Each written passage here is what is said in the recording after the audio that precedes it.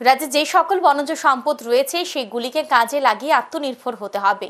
আগুন নিয়ে সরকার কাজ শুরু করেছে। কদমতলা কুর্তি বিধানসভা কেন্দ্রের বরগুল এলাকায় অপর মার্কেটে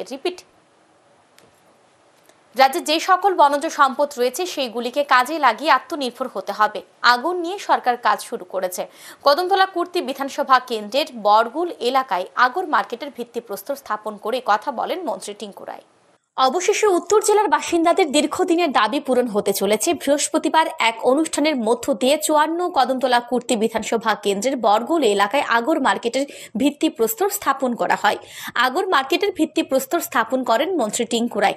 আগর মার্কেটের ভিত্তিপ্রস্তর স্থাপন উপলক্ষে আয়োজিত অনুষ্ঠানে বক্তব্য রাখতে গিয়ে মন্ত্রী টিঙ্কু রায় বলেন, বর্তমানে কদমতলার আগর ব্যবসায়ীদের দেশ বিদেশের মানুষ চেনেন।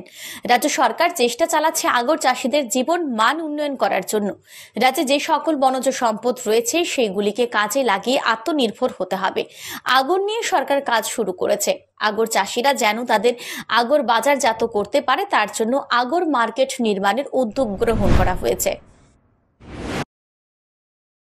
আমাদেরকে ভারতের বিভিন্ন প্রান্তে শুধু আধিকারিকগণ নয়, আগর ব্যবসায়ীরাও চেনেন, বাই নেম চেনেন, যাহা কদমতলার আগর উৎপাদনকারী মুখরা রয়েছে। তো আমরা চাই আপনাদের জীবন মান উন্নয়ন হোক, আপনার নিজের পায়ে দাঁড়ান। আপনারা এই আগরের মধ্যে দিয়েই আমরা আমাদের এলাকা যেমন সমৃদ্ধশালী হবে, আমরা আমাদের পরিবারকেও আত্মনির্ভর করে তুলতে পারবো। আসামে আগরের বাজার থাকলেও সরকারি অনুমোদিত কোনো বাজার নেই। উত্তর ত্রিপুরা জেলায় এই প্রথম সরকার অনুমোদিত আগর বাজার হতে যাচ্ছে।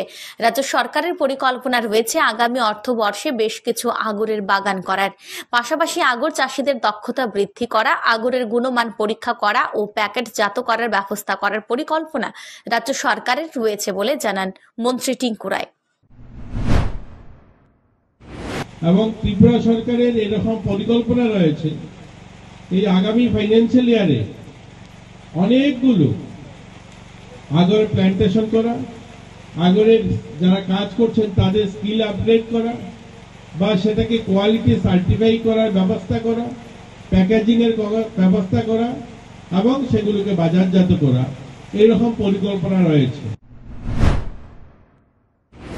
এই দিনের অনুষ্ঠানে মন্ত্রী টিঙ্কু রায় ছাড়াও উপস্থিত ছিলেন উত্তর জেলার জেলাশাসক দেবপ্রিয় বর্ধন, জেলা police super Bhanupada Chakraborty, Kadamtala ID ব্লকের পঞ্চায়েত সমিতির চেয়ারম্যান সুব্রত দেব, উত্তর জেলা বন দপ্তরের আধিকারিক সুমন মালা, জেলা সভাধিপতি ভবতোষ দাস, অল ত্রিপুরা আগর অ্যাসোসিয়েশনের সভাপতি শৈলেন নাথ, বরগুল গ্রাম পঞ্চায়েতের প্রধান হেমন্ত কুমার নাথ, কদমতলা পঞ্চায়েত সমিতির ভাইস চেয়ারম্যান বিদ্যাভূষণ দাস, মহকুমা বন দপ্তরের আধিকারিক অমিয় সূত্রধর সহ অন্যান্যরা। Bureau Report News Today।